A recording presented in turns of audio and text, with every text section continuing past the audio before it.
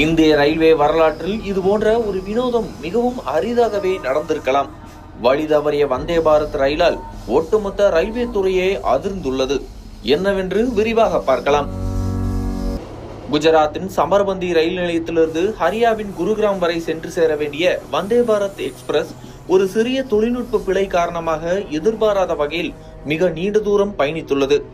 இயல்பாக இந்த பயணம் 15 மணி நேரத்தில் 898 கிலோமீட்டர் தூரம் கடக்கவே திட்டமிடப்பட்டிருந்தது.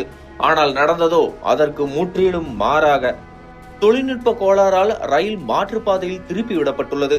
இதனால் ரயில் 28 மணி நேரம் எடுத்து கிட்டத்தட்ட 1400 கிலோமீட்டர் தூரத்தை கடந்துள்ளது.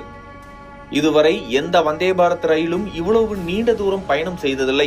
எனவே இந்த ரயில்தான் இப்போது இந்தியாவின் மிக நீண்ட வந்தே பாரத் ரயில் பயணம் என்ற புதிய சாதனையை படைத்துள்ளது. இதை பற்றி அதிகாரிகள் விளக்கமளித்த போது ரயிலின் தொழில்நுட்ப காரணங்களால் தான் வழித்தடம் மாற்றப்பட்டதாக தெரிவித்தனர். அசல் பாதையில் மின்சாரம் இழுப்பதற்கான பாண்டோகிராப் எனப்படும் கருவி உயரமான பாதையில்தான் இயங்க வேண்டும். ஆனால் அந்த ரயிலில் இருந்த பாண்டோகிராப் அந்த உயரத்தை அடையக்கூடிய வகையில் வடிவமைக்கப்படவில்லை. இதனால் மின்சார இணைப்பில் சிக்கல் ஏற்பட்டுள்ளது. ரயிலை நிறுத்திவிடாமல் பாதுகாப்பாக இயக்கும் பொருட்டு மாற்றுப்பாதை வழியாக அனுப்பியதாக ரயில்வே அதிகாரிகள் தெரிவித்தனர். முன்னதாக ரயில்வே அமைச்சகம் வந்தே பாரத் ரயில்கள் இந்திய ரயில்வேயின் பெருமை, வேகத்திலும் வசதியிலும் உலகத்தரத்துடன் போட்டி போடும் வகையில் வடிவமைக்கப்பட்டவை என பெருமையாக தெரிவித்திருந்தது. ஆனால் இந்த சம்பவம் ரயில்வே துறையில் தொழில்நுட்ப பொருத்தம் மற்றும் வழித்தட ஒருங்கிணைப்பு குறித்து விவாதத்தை எழுப்பியுள்ளது. பயணிகளும் அதிர்ச்சி அடைந்தனர்.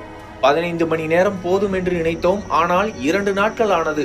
எனினும் பாதுகாப்பாக வந்தோம் என்பதில்தான் மகிழ்ச்சி என சிலர் தெரிவித்துள்ளனர். இந்த சம்பவம் ரயில்வே துறையின் ஒழுங்கமைப்பு மற்றும் தொழில்நுட்ப இணக்கத்திற்கான புதிய பாடமாக மாறியுள்ளது.